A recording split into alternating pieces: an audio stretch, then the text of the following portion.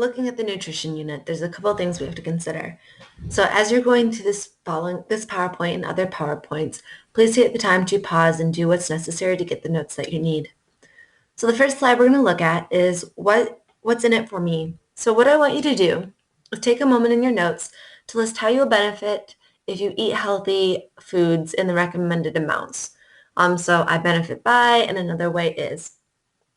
After you get that list done, also create a list of how you benefit from physical activity at least 60 minutes a day. And again, as you create these lists, do them in your notes and then be prepared to discuss them with the class. So reasons that you might have come up with, and there's plenty more, but here's some primary ones, is reasons to eat healthy, is it reduces heart disease, helps with weight management, prevents birth defects. Obviously, this is for women. There's certain vitamins and minerals that need to be had or consumed in order to have a healthy, fully developed child. Also helps with our nervous system, our immune system, maintains bone mass, because as we get older, we know that we lose bone mass, and can also prevent different cancers. Why we exercise, we see a lot of similar things, but also add to the list. So exercising can help us improve self-esteem. There's multiple reasons behind it, whether it helps us feel good, we feel accomplished, or it helps us maintain weight. All of those can reflect in that internal feeling of self-esteem. Increase fitness levels. The more we exercise, the healthier we are, the stronger that we can be. Build and maintain bones. So we have to actually exercise to keep our bones healthy. It also does the same with muscles and joints. It builds strength and endurance. Sorry about the apple covering that up. Enhances flexibility and posture. And both of those help with staying alert, especially within school, and preventing injury. Obviously, exercise, the most obvious reason we come down to is help maintain weight. Lose weight or gain weight can be done through exercise with proper programs. Big ones that we try to focus on and do focus a lot on are lowers risk of heart disease, also colon cancer, other cancers as well, and type 2 diabetes, helps control blood pressure, and here's one that we don't necessarily get with food, reduces feelings of depression, and we're missing on the very bottom, and anxiety. So make sure to add that one to your notes. We learned in a different unit that exercise can be one of our methods to reduce our stress. And with that stress reduction, we reduce that ability to or it increases our ability to deal with things like depression and anxiety. So what we're going to do next is we're going to create a couple of goals. Now, we've gone over this before. Long-term goals take about a month or more to achieve. Short-term goals are less than a month. And a series of short terms usually get us to a long-term goal.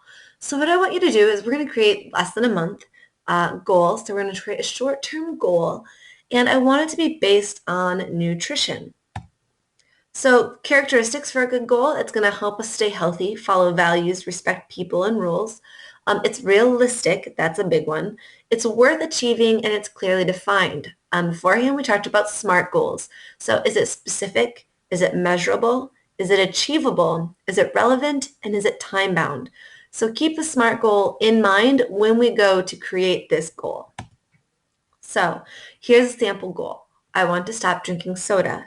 Now, the problem with this goal is a couple of things. We might be specific, but we're missing that time-bound component. And of course, something like this is easily achievable. It's relevant. You're not going against any values. So to make it a little bit better, and what you're going to work on next is I will stop drinking soda in the next 2 weeks. So we have a time bound. It's a very short time frame, but it makes it more achievable. If I say I'm never going to drink pop again and I really like pop, that's not a very good goal. So make sure that you get a small time frame, especially when it comes to food, because it's okay to like food, but sometimes we have some bad habits that we have to work on. Just like we talked about with fast food, we shouldn't really consume fast food all the time, but every once in a while, moderation is okay. It's not ideal, but we can still do it and maintain a healthy lifestyle. All right, so as you can create your nutritional goal, be prepared to share with the class. And again, focus on a food habit you have, whether it has to do with maybe eating too many snacks, skipping breakfast on a regular basis, water consumption, pop consumption. Maybe you have a sweet tooth and you eat a lot of sweets. You'll be the judge of that. Create that SMART goal. And again, once you guys have been done working on it, I want you to share it with the class. The next thing we're going to focus on is we're going to start getting into a little bit of information on a body type and exercise. So the next list you're going to create in your notes is 5 things that you enjoy doing. So out of all the things that you'd want to spend your time on, you don't have to say school homework, studying for health tests. Put 5 things that you really enjoy doing. Again, number your interests with most favorite to least favorite. Number 1 is your most favorite. Number 5 is your least favorite. And then under those, I want you to identify if it's sedentary, low activity, moderate activity, and then there's an H. Sorry, my slides are bad. An H for high activity. So sedentary activity means sitting, watching TV or movies, playing on the computer, something that I can sit down and do. So maybe you really enjoy playing, we'll say Candy Crush. That would be a sedentary activity no matter how many times you scream at the screen. Low activity is kind of like going for a walk, anything that gets you moving slowly, bowling, mowing the lawn on a riding mower, snowmobiling, weightlifting with light weights, stuff like that. So when we look, for moderate activity then, we're looking at things that kind of get your heart rate up, but you can have a conversation the whole time.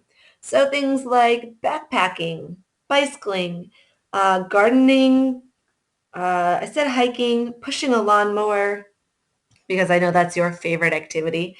Also, stuff like yoga, playing badminton, tennis, not necessarily super competitively. All those would be moderate.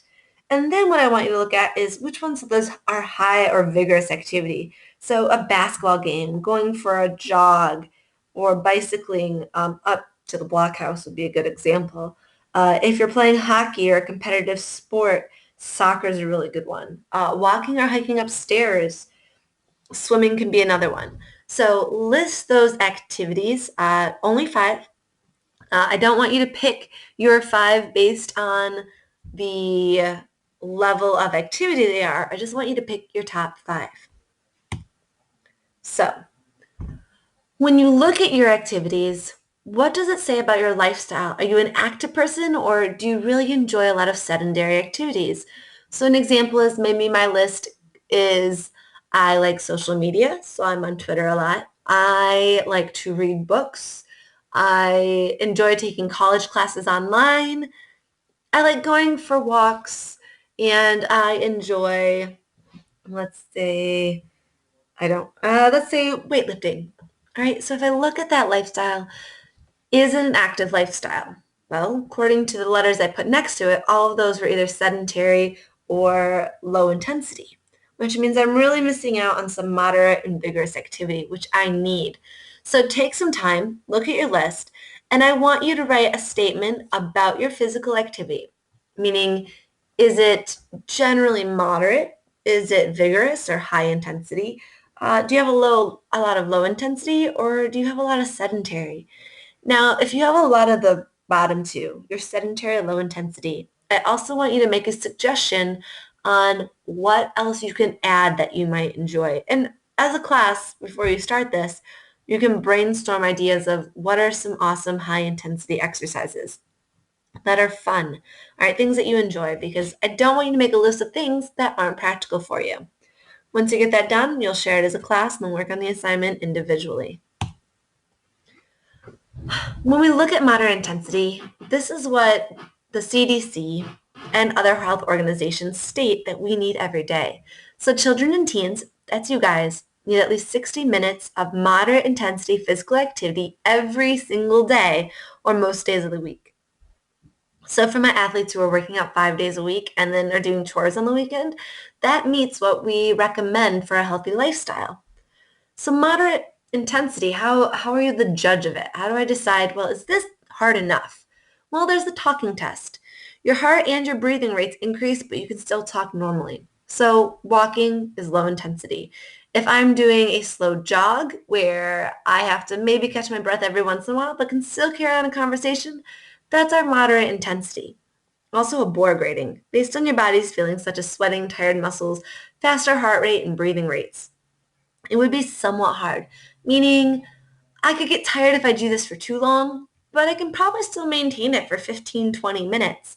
I can play basketball for a full game. That could be moderate activity, depending on who I'm playing with. So looking at your list again, see if you have mostly moderate activities or if you can add moderate activities to that list. Other things to consider, you don't have to write this one down, is there's a difference between those two active lifestyles, and it comes down to food too. The more active you are, you can eat more food, as long as it's good food. And so if you get 60 minutes of moderate intensity physical activity, instead of watching an extra hour of TV, you can burn up to almost 1,000 to 2,000 calories more a week. So instead of just watching TV, which maybe burns 70 calories an hour, and that's not including getting up and going to the fridge, looking for food, not finding food, going back to the couch, going back to the fridge, finding no food, finding a snack, being like, this works, and going back, that doesn't count. But sitting there and watching TV versus going for that hike, playing a game, I don't know, play some croquet in your front yard. And if you don't know what croquet is, figure it out. But we realize that once we have this active lifestyle and we make it a lifestyle, we don't make exercise a chore, but we make it fun, something we enjoy, one of our 5 favorite activities, we end up being healthier. And those benefits that we talked about in the beginning are benefits that we get as a lifestyle. And we end up living longer with it. So the last thing to consider, and again, you're going to add this to your notes, but then add to it, is when it comes to physical activity, I have to be prepared for this stuff every single day. So am I working out indoors or outdoors? And do I have an alternative activity for each of those? Is it inexpensive or does it require equipment? If I like basketball, the cost of a basketball is relatively cheap versus I need to go to a weight room. So finding ways to make it work around both of those. Maybe I have a gym membership, but when I'm out of town, can I still work out? Little space or open space. So if I want to play soccer, I can't exactly play in my garage. So what else can I do when I can't get out to a field? And then done individually or with others. It's been shown that when we have a workout buddy, we work out more often. But again, that workout buddy isn't always available. So what workouts or what activities can I do that I enjoy by myself and things that I also can do with others? So for each of these, I want you to come up with something personal, and I'll check this, that you can do for each of these categories. So it's something you can do indoors and outdoors for, we're going to say, moderate activity levels. Inexpensive or maybe requires equipment. What can I do in a small space and what do I enjoy doing in the open space? And then what do I like really to do by myself and what can I do with others? So that's the end of this unit or this section. So make sure you have those notes. We'll check as a class and continue to work.